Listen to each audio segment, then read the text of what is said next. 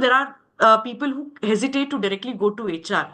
But if there is a bot in between who is trying to become a catalyst and helping us to understand what can be uniquely provide for this kind of people, or what can be done for the Gen Zs or the millennials for that matter, I think we now have a unique benefit a program or initiatives which we try to do for each and every generation. Hello, everyone, and welcome to today's podcast. I'm Rahul Abhishek, your host and founder of HireWithEve.ai podcast. HireWithEve.ai is an AI agent for applicant screening that helps reduce the hiring time by 90%. Our today's guest is Ms. Tanushree Naveen, who is joining us from Bangalore, India. To introduce Tanushree, she leads the talent acquisition, people communication, and experience at PayNearby.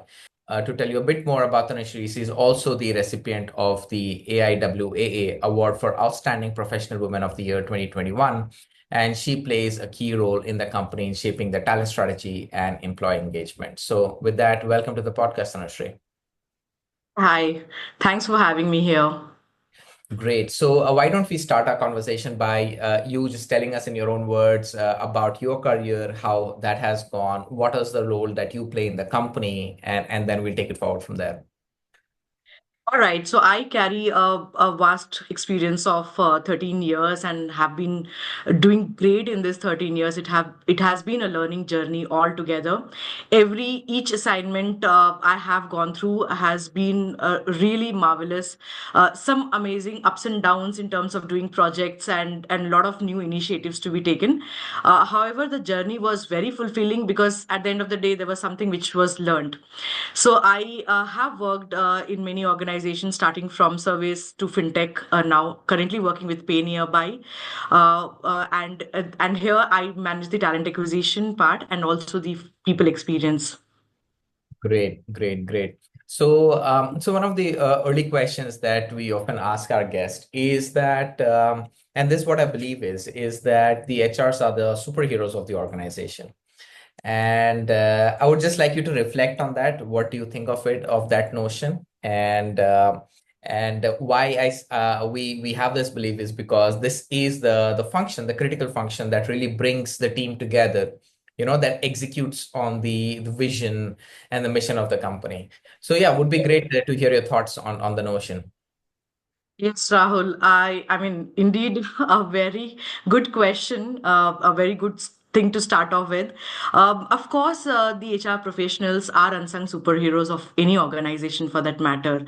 And their superpower lies in their ability to connect people to purpose. Fostering and a thriving culture, driving talent strategies, and aligning with business objectives. So I think this is something which is unique with HR professionals, and we also have that exceptional quality of having empathy and conflict resolution at workplaces.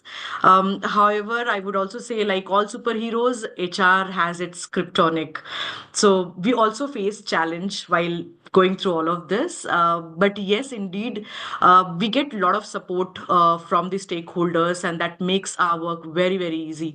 So we help in terms of adapting the culture and people together, aligning with the business objective. Yes. Yeah, yeah, yeah. Makes sense, makes sense. Tanushree, I mean, as we are now, getting into this hiring of the new generation, and we have a very strong trend of future of work. What are your thoughts on this evolving trend of future of work? I think here, if you talk about the workforce, has also evolved. So the HR has evolved of late, and we see a lot of good trends which is coming in. The rise of hybrid work culture and analytics, data-driven decision making is something which is very unique. Now, talking about the workforce, also when we look at it, it is something that now we are no longer only looking at the skills. Apart from, of course this is very important, but being the skill generation to more engaged and purpose driven is something now the workforce has evolved to. So I believe that the youth today, the people who are aspiring to be HRs at any field of their career, they have very clear thought process. So now this is something which is very good and a great trend for any HR business or a business to evolve through HR. So I think this is really evolving, and we are also trying to align it well with them. Right, right, right. Of course. I mean, would be great to if you could just shed some light on how the organization is trying to align with this trend. I think that'll be very helpful for a lot of HR listeners. Think technology nowadays is playing really great when it comes to driving the HR strategy. I believe that nowadays, from talent acquisition platforms, onboarding systems, and performance management systems, learning tools, a lot of things have so much evolved that it is helping us. I must say the AI powered analytics is helping us to identify hiring trends, and also to that matter predicting the retention risks, while digital platform also fosters workplace connectivity, because you know very well post pandemic how the workplaces have been. So these are certain things which have evolved, and using the technology for that matter has given the ease of doing our work. Yeah, yeah, yeah, definitely, definitely. Talking about AI itself, how have you seen, for example, the workflow of HR actually getting impacted or evolving? Are there some kind of examples you can share with us where you actually saw that happening? I think it is so leveraging HR tech is not just about efficiency. It is about delivering the seamless, personalized experience. And I think nowadays AI based connect check-ins for the talent and also the candidate engagement. Earlier, there was a trend of employee life cycle, but I have seen off late that there has been a trend where the candidate has become employee from the time he's selected. So what strategy we also try to follow here, and that's how we are also trying to manage the entire workforce coming on board, because the competition is too high. So somewhere I feel that unique proposition of doing the employer branding at stage, also sharing the people benefit. Nowadays when I see a personal experience of me interviewing a candidate, it was something like he just asked me what is in it for me, and what you can provide, what is that which would be keeping me in your organization. So this was a shift of understanding at that point in time, like we asking a question as to what you can do for the organization. The shift has the clear thought process has literally been seen of late. The candidates are very very clear. They know what they want, why they want to be, so they are also aligned to the purpose. So I must understand this from the time we are ensuring that the candidate is selected, to the person joining, and then a clear career path for them. So nowadays it is not about one thing fits all. You have to have a personalized approach for the workforce these days. So these are certain trends which we have followed. There are a lot of initiatives which have been taken. So we have personalized career paths for people. Hiring trends have been analyzed, data driven decision makings have been taken. Also the trends on what would work best for a diverse team, because the workplace changes are dynamic, so you have to also align the same with them. Yeah. Right, right, right. I mean, kind of going in one of those verticals of, let's say, talent acquisition, right? Like that, the example that you shared was is a very interesting one, and I think that is really the trend of the time that we are in, right? Yeah.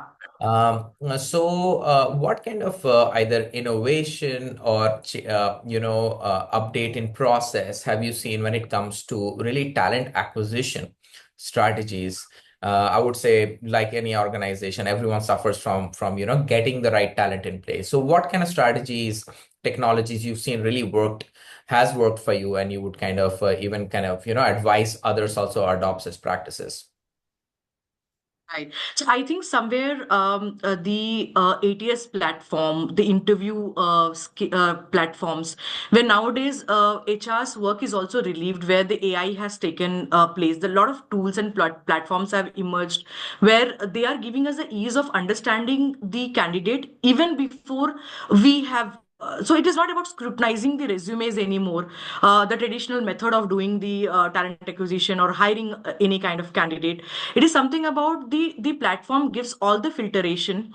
The tools are helping us to take the decision in terms of which is the right fit, what is a percentage benchmark which we can put it for talent acquisition hiring, and kind of, this has also evolved so much to that sense that a lot of questions are answered by the AI tool, or you can say the chatbot itself.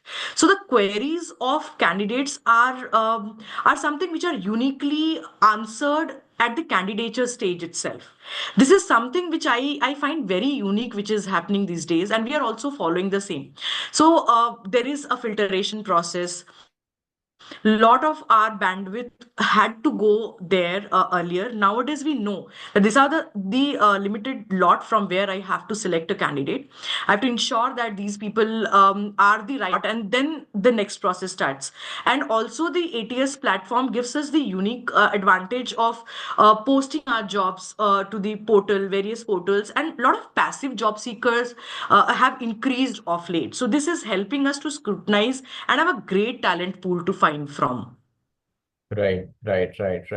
And if we just take that conversation forward and talk about employee experience, now that they're part of your team, what kind of innovation or process improvement examples, if you could share with us?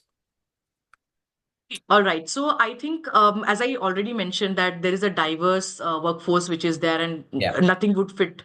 One thing will not fit all. So for that reason, the personalized career graph is something which we try to provide to the people who have come. Employee life cycle is also, emphasized, where from the time of a candidate joining as a full-time employee to his entire progression, there is something where there are a lot of check-in connects which has increased. Also the conflict resolutions, the grievance handling methods, that has also been changed, or you can say the evolved method of doing that has also improved. Apart from that, I have also, what we practice in our organization is also about a bot always connecting to them, trying to understand their requirements, their needs, and at every milestone. So let's say example, a person joining his 15 days of a journey to 3 months of hand holding to the team given, and also his 1 year, 2 years, 5 years. So how is he progressing is also monitored well. So a lot of times there are people who hesitate to directly go to HR, but if there is a bot in between who is trying to become a catalyst and helping us to understand what can be uniquely provide for this kind of people, or what can be done for the Gen Zs or the millennials for that matter, I think we now have a unique benefit a program or initiatives which we try to do for each and every generation. And also the workforce, those who are those who have newly joined, to the people who are there, who are looking for not even stability but also growth, who have been into the organization for a long time. So there are unique things designed for each generation, is what I can say. Yeah, and that is actually a good example, because I think when there is a technology in the middle, oftentimes people are more comfortable to quickly kind of share things over a text Yes. versus a person. So I mean, definitely it makes a lot of sense. Talking about now employee experience and kind of taking it forward towards retention, especially the top talent. What do you think, again, has worked for you? How do you kind of keep their interest, keep them in the company? What has been some of the retention strategies? So I said that there are reskilling and upskilling programs also being designed, which we generally do for the top rating employees. We have programs which are uniquely designed for the progression to the next level. So clear communication is something which we practice a lot. So as a transparent culture at PayNearby, what we uniquely do is we communicate what is expected to what can be done better. These are certain set of KRs and KPIs which are important, and what you can do to achieve that, how that also aligns to the organization objective. This clear communication has literally helped to design also the unique advantage and the progression for them. Secondly, also catering to each need. let's say, for example, if one team wants to have a kind of a program which helps them to work better. Also, we have made it very clear that we can anybody can work from any place. So giving such kind of also let's say a ease of working has also helped in the work life balance. So nowadays this is something which is very important.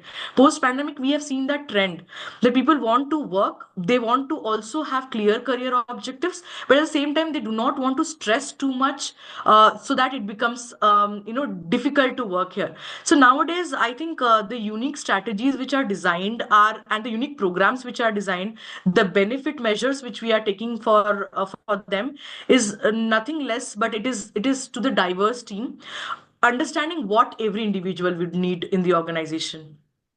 Yeah, yeah. I mean, definitely. So, like aligning with this employees' expectations and comfort, that definitely would help in keeping them.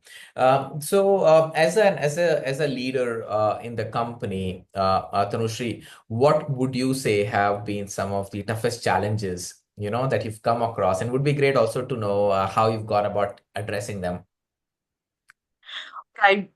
Very tough question though.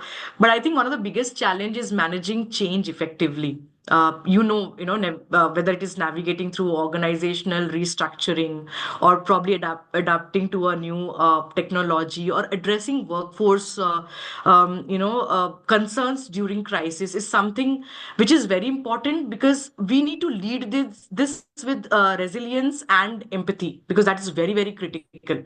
And I think I've addressed this by maintaining open communication, as I've already told you, Rahul. And also, one unique thing which has worked is involving the stakeholders well in advance during the early stage process. It ensures in their buy-in also, and that has been helping us to be very transparent and aligned to the organization's values. Right. Makes sense. Makes sense. Now, Tanushree, we'd be coming to close to our podcast, but before we do so, would be great to have your advice for a younger audience, specifically who are about to join the workforce and are looking to build their career in the domain of HR. What would you tell them? Right. I think the youth today, they are very, very clear, as I have mentioned this. They're very clear what they expect from their career. Their goals are very clear to them. However, considering the those who are aspiring to take career in HR, my simple advice to them would be to be a lifelong learner. The HR field is constantly evolving, and so staying ahead requires a lot of curiosity and adaptability, I must say, Rahul. Also, I would suggest to develop both your emotional intelligence and analytical skills, because as HR is a balance of people and data, I must tell you from my experience. And most importantly, I feel the approach should be very clear in every challenge, with utmost empathy and genuine desire to make positive impact in people's life. Last parting lines I would rather say is, HR is not just a profession, it's a purpose driven journey to create better workplaces and brighter futures. Wow. I think I mean that is a great end note for the particular conversation. So yeah, let's keep that in mind. So thanks a lot, Tanushree, for your time and for sharing your insights. I think this is very highly valuable for us. Thank you so much for having me here. Thanks a lot, Rahul.